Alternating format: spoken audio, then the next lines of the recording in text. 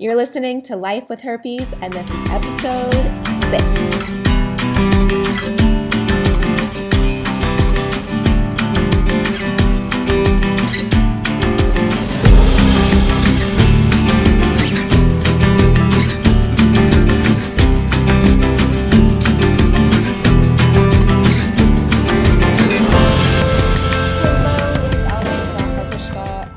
Of the podcast Life with Herpes, and I'm excited to be with you today. So this is a hashtag Ask Alexandra section, and I always love these because it is so much fun for me to receive emails from you with your questions.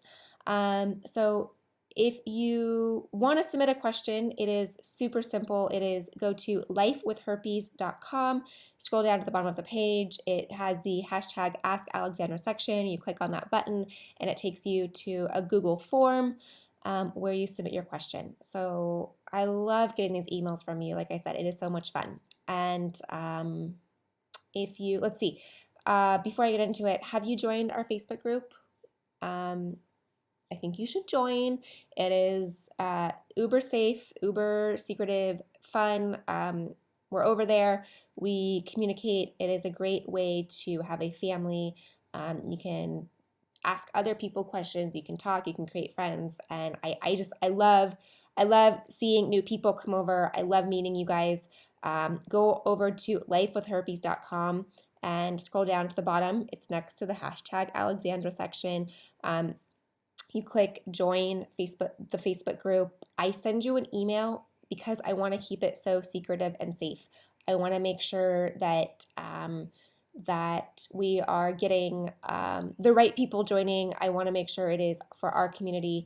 And your friend of a friend of a friend of a friend is not going to know because it is a secret group in Facebook. So it is private, it is secretive, and your family is over there. We are there. Not your family, but I mean us as family. Like, we're family. So we're over there. Okay, this question is such a great question. They're all great questions. This is from Katie from Orlando, Florida. What's up, Katie? Who doesn't love Orlando, right? With Mickey and Minnie, and you guys have a lot going on over there. I was just there earlier this year at a podcast convention. Beautiful, right? Beautiful area. Well, who doesn't love Disney World? But thanks for submitting this, Katie. So your question is, can I pass it even if I don't have an outbreak? Quick answer, yes. Yes, you can. And I was going to say, I think this is how I actually got herpes. My partner did not show any signs of it, but he had it. So, obviously, as we know, when we have outbreaks, it hurts. You don't want to have sex, right? It's painful.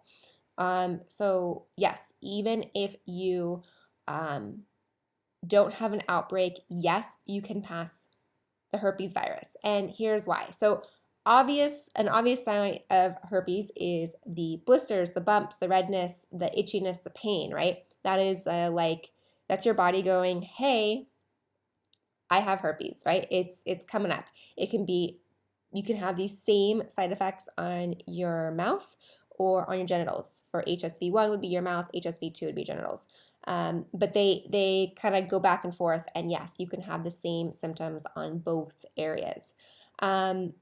When you're first infected, it usually takes a couple of days, 2 to 10 days for them to show up. And then they go back they pop up and let you know in a very annoying, frustrating way. And then it goes into kind of like remission, or it goes dormant. It goes into your spinal cord, goes dormant, and then it pops up when it wants, especially when you don't want it to. So that's what a reoccurring outbreak is. Now, what happens when there is no outbreak is this thing called shedding. It is the virus itself in your nervous system that goes like, hey, I kind of want to like shake things off a bit, right? I want to shed. I want to get rid of my cells. I want to just shed things.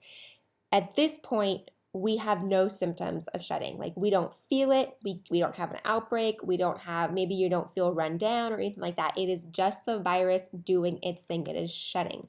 When you are shedding, that is when you can pass the herpes virus is called an asymptomatic period.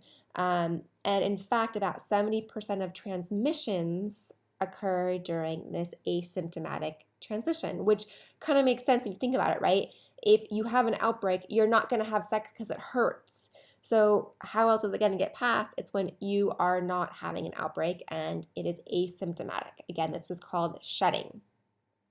So in other words, anyone who is infected with herpes, the HSV1 or HSV2, does not matter where it is, if it's on your mouth or on your vagina or on your penis or on your balls, your scrotum. I'm not trying to be too grammatically or politically correct or whatever you want to say. If it's on wherever it is, it can be passed asymptomatically through shedding. So yes, it can be passed at any time.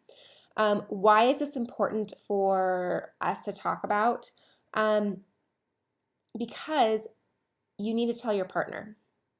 He or she needs to know you have herpes. Just because you don't have an outbreak, just because you use a condom, and you think, well, if I don't, what's the word?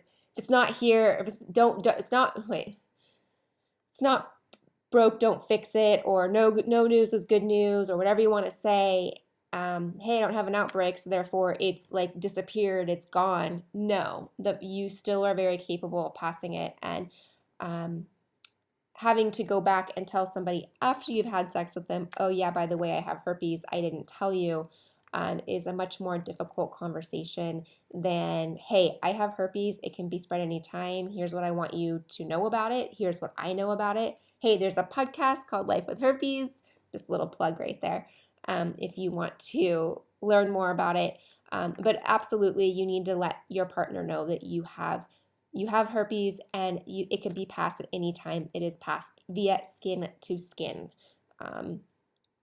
So that is something that I really want you to know, that you are always at risk of infecting your partner. With that said, let me end on a high note.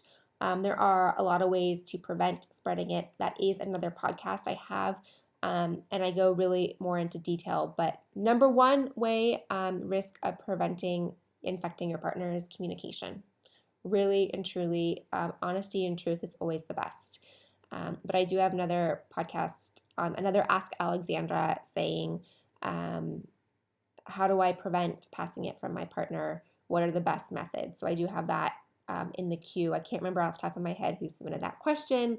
If you're listening, don't worry, I will get it out there. But Katie, does this answer your question? I hope so. It is a great question. Can you pass it even if you don't have an outbreak? Yes. The truth is, yes, you can. And I think that is it for that question.